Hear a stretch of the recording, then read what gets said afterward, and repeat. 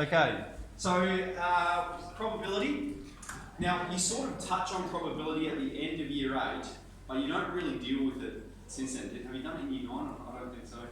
Anyway, it's pretty basic stuff, pretty straightforward. It's just, you've got to be a bit intuitive about it, think about it. So, the probability of an event occurs between 0 and 1. Okay, if an event has a probability of 1, that means it's certain. If it has a probability of 0, that means it's never going to happen. So for instance, flipping a coin, you'd say, landing on heads, probability of 0.5, 50-50 chance. And so the more likely it is, the closer it is to 1. And also the sum of all probable events will always equal 1. So first we're talking about sample space, and this just means what are the possible outcomes. So if we've got suits of a deck of cards, we could have hearts, diamonds, spades, and gloves, min gloves. Gotcha. Alright, you know, deck of cards, 52 cards. If we're going to list the possible values, you could get an ace, a 2, a 3, a 4, 5, 6, 7, 8, 9, 10, jack, king, jack, queen. They're the possible values you could get. And then if we're talking about the possible colours, red or black.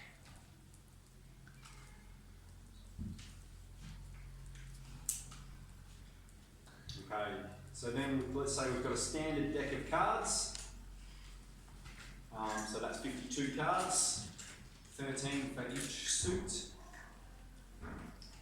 So what's the probability of getting a king? Well, you can think about it like there's 4 kings out of 52 cards.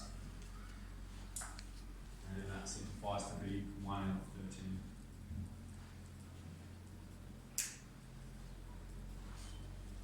A red card, half the cards are red, so 50% chance.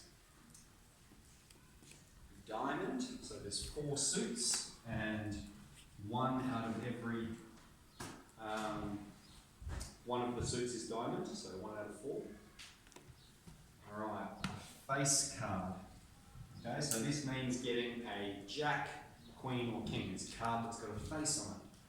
So there's 4 kings, and there's 4 queens, and there's 4 jacks. So that gives us a total of 12 face cards out of 52 cards in total. And that can be simplified to 3 out of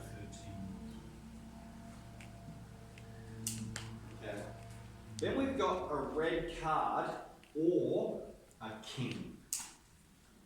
So the probability of getting a red card we've seen is a half.